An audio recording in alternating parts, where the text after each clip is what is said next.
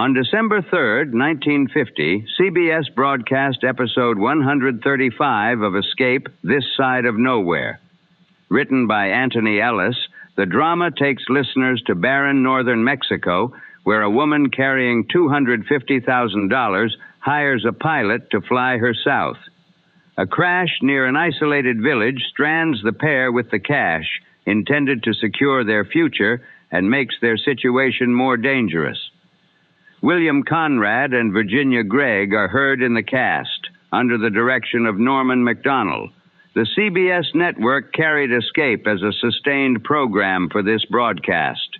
Here is a drama of isolation, a damaged aircraft, and the burden of a large cash fortune.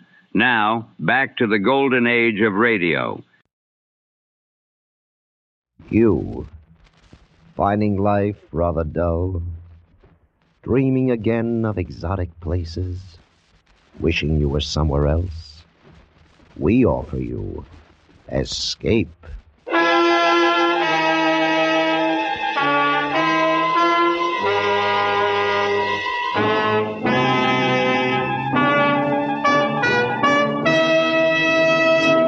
Escape with us now to the barren wastes of northern Mexico and the story of a fortune in cash to be had for the asking, as Antony Ellis tells it in his exciting story, This Side of Nowhere.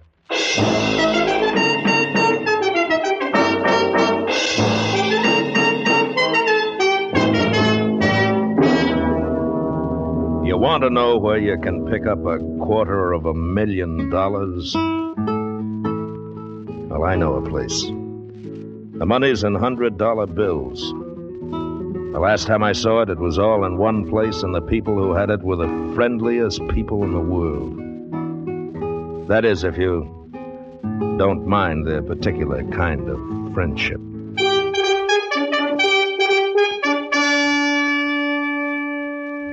There hadn't been much business in Missouri. Too much competition, and the yokels were spoiled taking rides in the new stuff flying around. My old Stinson didn't look like much, and I couldn't risk doing tricks in her. With me, when the customer paid $3 for a ride, that's what he got. A ride. So there wasn't much business in Missouri. I've been luckier in Kansas, though. Hit a couple of towns where a plane is still a fancy contraption. As I headed west, I was a couple of bucks ahead. About 50 miles east of Wichita, I put down in a grass field outside Willing. And I figured a day or so here would get me enough to buy a new tire for the right wheel.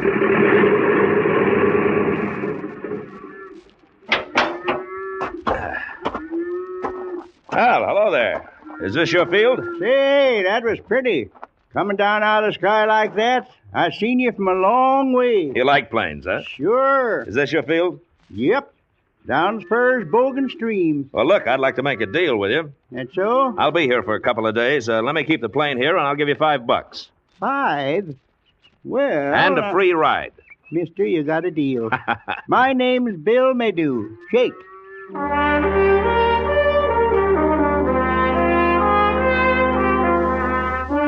I put up my posters in town and waited, and by 6 o'clock that night, I made $36.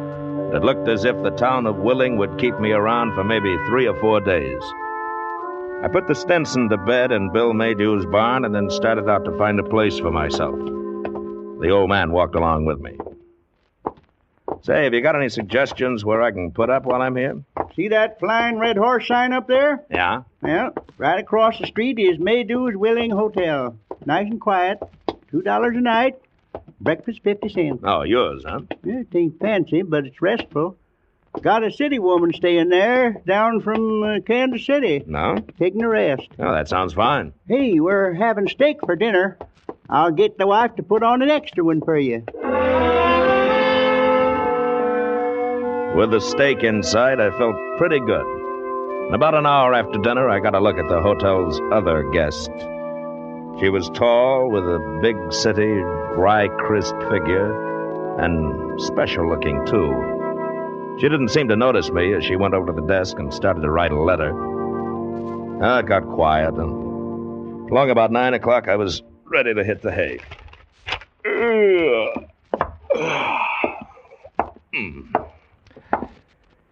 Excuse me. Yeah? You're the man with the plane, aren't you? Yes, that's right. Name's Gannett. Mr. Maydew told me about you. Oh? I'm Phyllis Naylor. Well, it's nice to meet you. I wonder if you'd do me a favor. Why, sure. I wanted to go to Wichita tomorrow, but the bus service is so bad I'd have to wait until afternoon. Oh, you want me to fly you? Yes. Well, that's about 50 miles. I'd lose business here. I'll pay you $50. 50? Well, I wouldn't lose that much. Let's make it 25.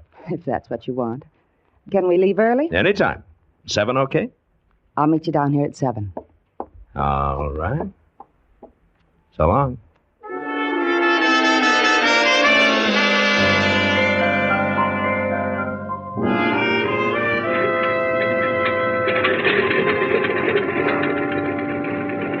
You all set, Miss Naylor? Shall I put your suitcase on the plane? Oh, no thanks, Mr. Maydew. I can manage. We'll miss you. Come visit us again sometime. Yes, I will. Well, let's go. I can come along and keep you company, Mr. Gannett. Okay, it's all right with me. No, I'd rather he didn't. Well, it's your ticket. Anything you say. I'll take you up when I come back, Bill. A couple of hours, huh? I'll wait for you. Hustle me up some business, huh? So long.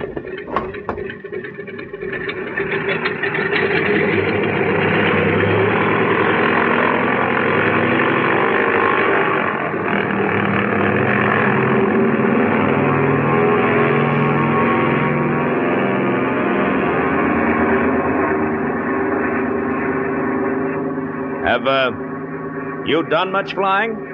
Quite a bit. Oh? Do any yourself? Yes. Oh, swell, swell. Would you like to move up here beside me and take over? Oh, no thanks. Oh. Mr. Gannett, Yeah? how much would you want to fly me to Mexico? Are you kidding? No. Don't you think it might be nice? Oh, sure, but not in this crate. Short hops for me. Try the airline in Wichita. I can pay. I'll bet you can, but not me. The old windmill wouldn't take it. $5,000? 5? I could buy a ticket, but I prefer you to take me. Oh? Why? Maybe because I like you? I'm glad. Look, are you in trouble?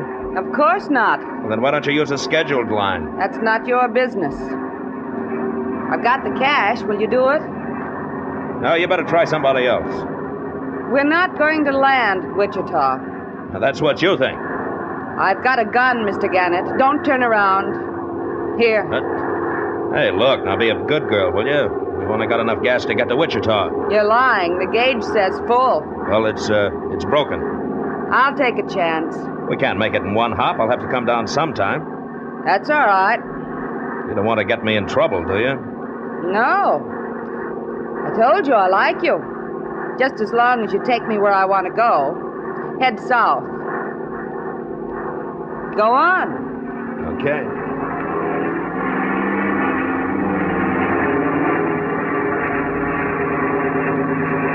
Where do you want to go? Torreon. Well, that's over 1,000 miles. We'll never make that. I think we can. Where do you think you'll have to stop to refuel? I guess we can make Dallas if we don't blow up. All right. Please remember, Mr. Gannett, I'm quite serious. I can easily shoot you and fly myself. I'd rather not. Yeah. I'll remember.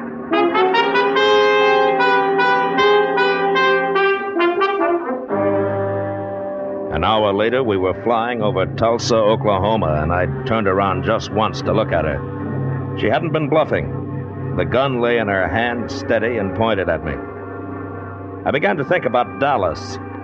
We'd have to come down there. It wouldn't be hard to get the gun away from her then, but there was something else. $5,000. I thought of what I could do with it, and the more I thought, the more I wondered if I was a sucker.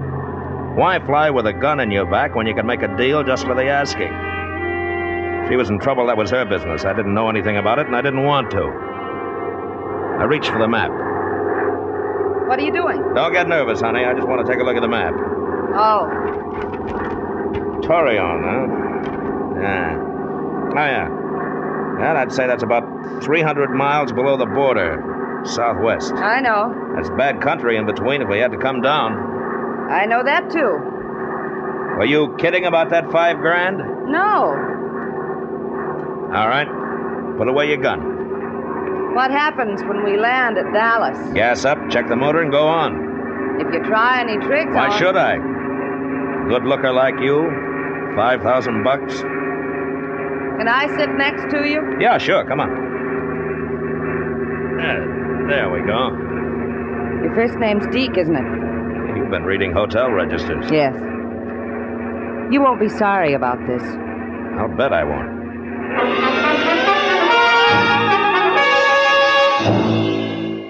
I was proud of the old windmill.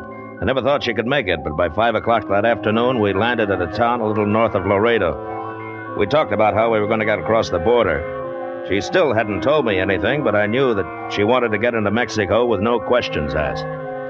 So we decided to steer clear of Laredo and border guards and hang around until it got dark and then take a chance. Took some extra gas aboard and went over the motor. Then there was nothing to do but wait for the night. We went to a cafe to eat.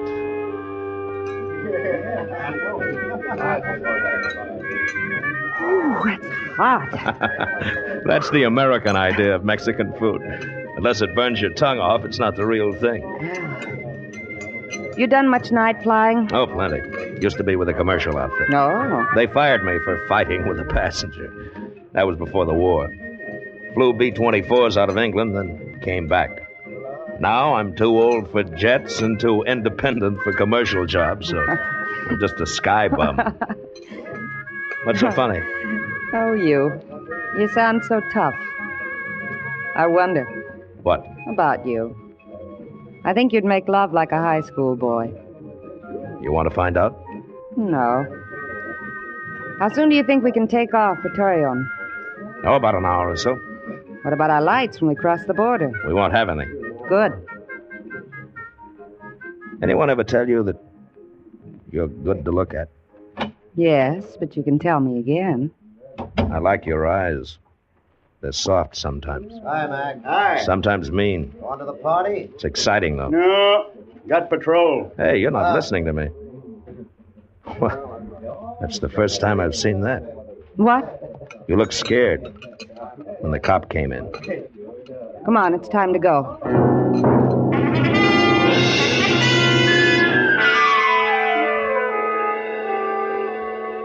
We took off soon after dark. I took her up to about 8,000 feet, and we crossed the border. Next stop, Torreon.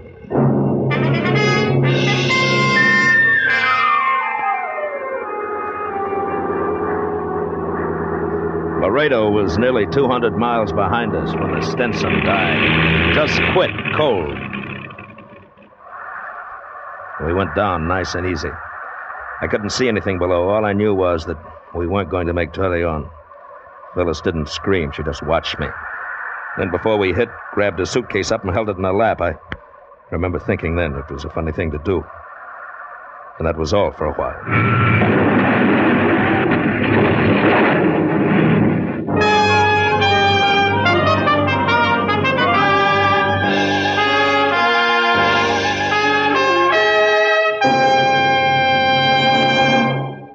Escape, under the direction of Norman Macdonnell, returns in just a moment. You may hail from Harvard with a Ph.D., or you may come from PS00 with an E- average. It makes no difference. You're always welcome at Our Miss Brooks class on CBS Sunday nights. For Our Miss Brooks is played by Hollywood's Eve Arden, the star whom the nation's radio editors just voted Woman of the Year. Now, in her third successful season as the romantic schoolteacher of Madison High, Eve Arden will have you out ringing the bells for class every Sunday once you've heard her. Join her tonight. Class meets on most of these same CBS stations.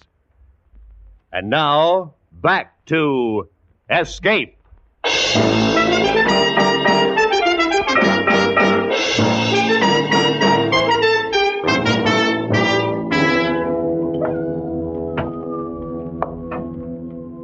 I woke up. For a moment, everything was a surprise. I was alive, and it was getting light. A lock of the girl's hair was falling over her eye. I reached out for it, felt it. It was wet, bloody. She was alive, but I couldn't tell how much. I looked at my watch. It was 4:30. As the gray light came through the broken window, I saw something else. A suitcase. It had broken open and spilled out 4 or 5 neat green packages. The thing was full. Packages of new $100 bills. Must have been $250,000. Phyllis? Phyllis? Phyllis, you okay? Come on. Come on. Come on, now, can you sit up? Oh. You all right? Oh, my head hurts. Well, take it easy for a while. Here, now, give me your gun. No. Come on. I want to have a look outside. All right. I'll be right back.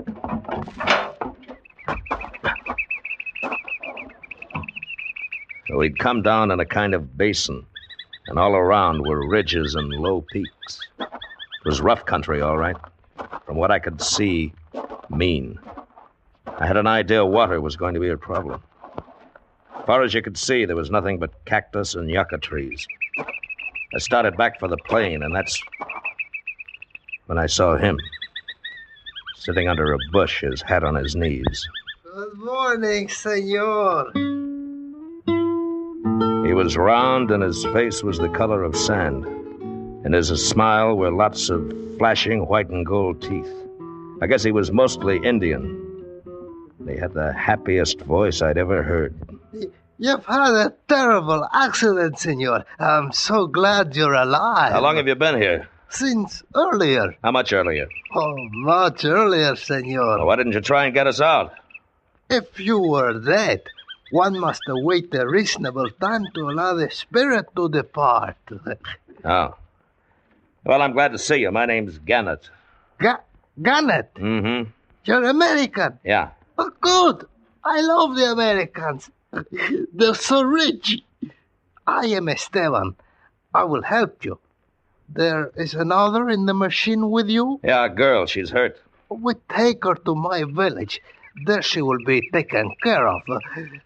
I'm so happy that you are alive, senor. Where are we? A little from my village. No, I mean, how far from Torreon? Torreon? It is many days from here. Oh. What's the name of your village? El Cielo.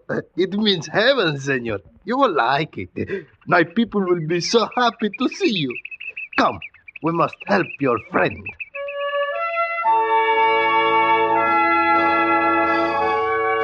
When we got back to the plane, Phyllis was on her feet, and I noticed that the suitcase was closed again. She had a cut on her head, but otherwise she was okay. She let me carry the case, and we followed Esteban for about a mile to a little canyon. And there we saw El Cielo. A dozen adobe huts sprawled over the canyon floor. Let me take your suitcase, senor. I will put it where it will be safe. No, thanks. I'll take care of it. As you wish. Won't you step in here? I will bring you food and water. Thank you. Oh, it is a pleasure. I love Americans. You are our guest. We are happy to see you. How do you feel? Oh, much better, thank you. I'm not so sure about that guy. I've heard about these Indians. They're not usually very fond of Americans, or any strangers for that matter. Do you think he'll help us get to Torreon? I don't know. From the way he talks, it must be about 100 miles from here. Oh. Listen, honey, it's none of my business, but that suitcase of yours. What about it? Now, there's no sense kidding. I know what's in it. Oh. It's a good idea not to let these people know. They steal, not the way we do, but because they feel it's right. Americans are rich, and anything they've got must be valuable. They see nothing wrong in it. We've got a gun. They'll soon not have to use it. You want to tell me about the suitcase? No. Okay. We let it go at that. Esteban brought us food, and afterwards we met the rest of the village. They were very polite. Too polite. I couldn't figure it out. Maybe I don't trust people, but nobody can be that happy to see a stranger. Yeah, they gave us a hut for the night, and after the dogs had quieted down, it got very quiet.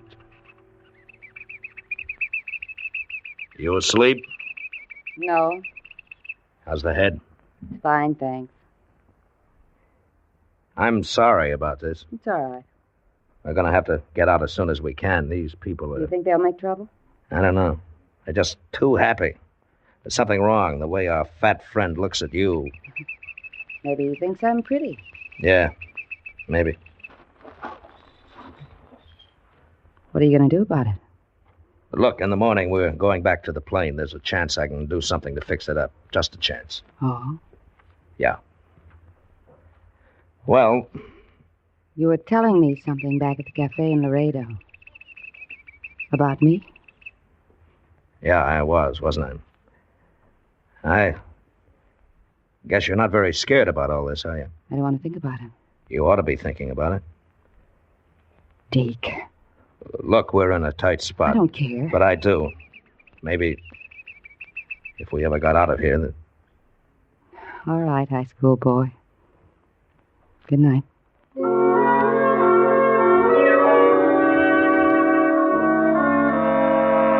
The next morning, Esteban went with me back to the plane. It was still there.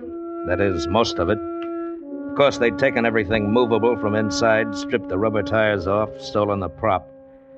Now I know why I hadn't trusted them. What about it, Esteban? It, senor? Nice hospitality. I wanted to patch her up.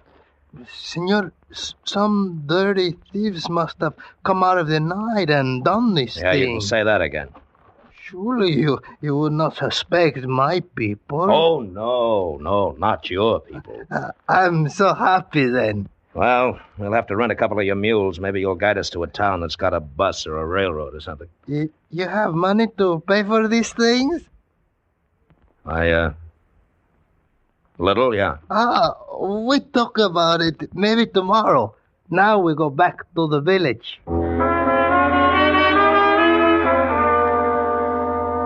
We didn't talk about it tomorrow or the next day or the next. Esteban always made some excuse. We weren't prisoners, but wherever we went, there was always one of them watching. Just watching and smiling. But there was something about those smiles. It was on the 5th day that things really went wrong. The villagers had left our hut alone, and I guess we got a little careless about the suitcase.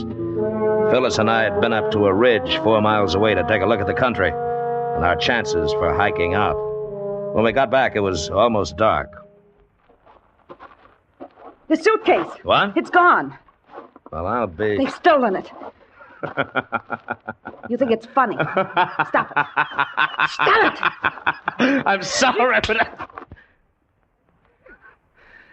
What's that for? Don't you see how funny it is? $250,000 stolen by Indians? Where are they going to spend it? On what? Got to get it back. You help me.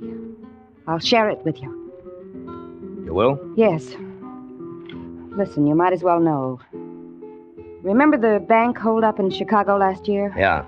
$1 million and securities. That suitcase is part of it. A friend of mine left it with me. He got out of the country. Now he's in Torreon? Yes. I was to hang around in small towns until things got quieter.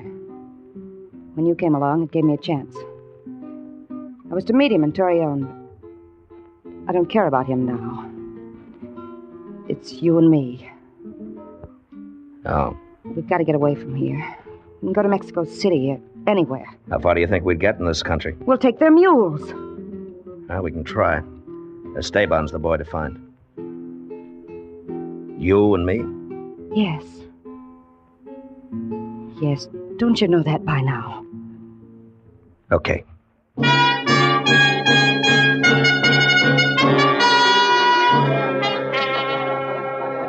Senor, what can I say? No one has been in your house. It is unthinkable. Look, you know what this is? It is a gun, senor. Yeah. Only the rich can afford such things. I'm telling you to round up that suitcase or else. Now tell your friends. I mean it. Now go ahead. El americano dice que tenemos que devolver la maleta. Si no, se va a enojar mucho y nos fusilará a todos, incluyendo a los niños. Well? They say they are very much afraid. Get me the suitcase. We brought you here when you might have died in the desert. Surely you would not harm us. That's a lot of double talk. You brought us here to steal us blind. Senor, you have made a terrible accusation. We're very unhappy. Perhaps you would care to search the village. You get that suit.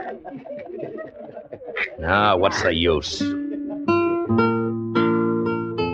there wasn't any use. I couldn't shoot them down in cold blood. I knew I'd never find the suitcase. I also knew that we had to get out of there. We'd lost the money, but at least for the moment we still had our lives. I asked Esteban for mules. Senor, a terrible thing has happened. Last night the mules strayed away. We have none left. It is a great loss. So I could call him a liar. He was, too, but I couldn't find the mules. That decided it. I'm afraid of them. Yeah, I don't like the way Esteban's been looking at that ring of yours. We're going to have to make it out on foot. Well, anything's better than staying here. Oh, if I only had that map. Oh, well, I don't think they'll try to stop us. We'll start tonight when it gets cool. You better get some sleep.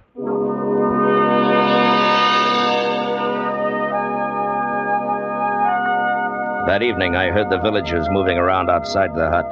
I kept our gun ready, but nothing happened. And then, about midnight, we took a couple of skins of water, some tortillas, and walked out of El Cielo. Nobody said goodbye. Nobody tried to stop us. But as I looked back, I saw in the moonlight a group of people huddled together, watching us.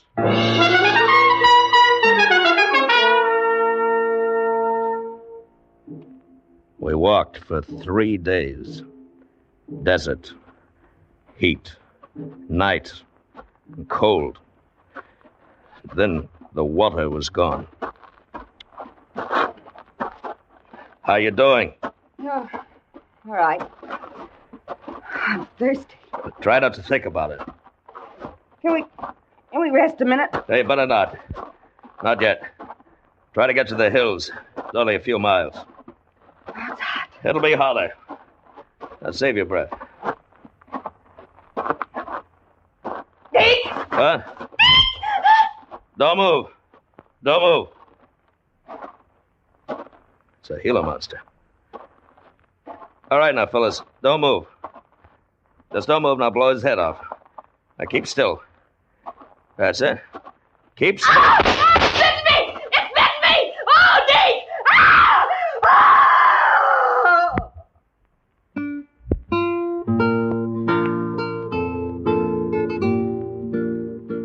She lived on for about 2 hours, then died raving, cursing me, the money, and herself. A week later, I was picked up. That was 6 months ago. The Mexican police tried to find my plane, but I couldn't tell them where it was. They'd never even heard of El Cielo. So, somewhere in Coahuila, Mexico, there's a village. Maybe if you go down there, you'll find a suitcase with $250,000. Or maybe you'll just find kids cutting paper dolls out of $100 bills. Just crash your plane this side of Torreon, and then look for a round, smiling Indian and his happy friends.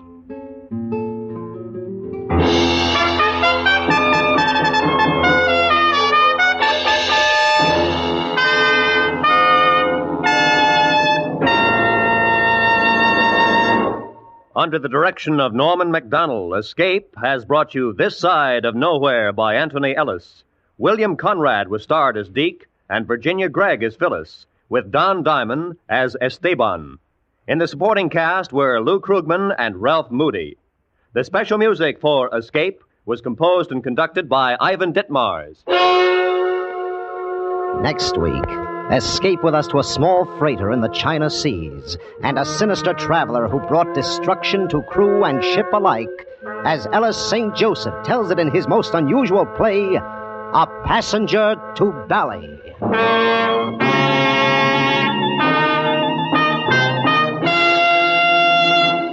Later this afternoon, Georgia Gibbs and Nancy Reed will join Frank Sinatra on his hour-long CBS program. You'll also meet Arthur Godfrey with the latest edition of his Sunday Afternoon Digest, and J.C. Flippin with another entertaining session of Earn Your Vacation. Make Believe Town will bring you a Hollywood adventure entitled No Job for a Lady. So stay tuned now for Make Believe Town, which follows over most of these same CBS stations. This is Roy Rowan speaking. This is CBS, where you spend an hour with Frank Sinatra every Sunday afternoon on the Columbia Broadcasting System.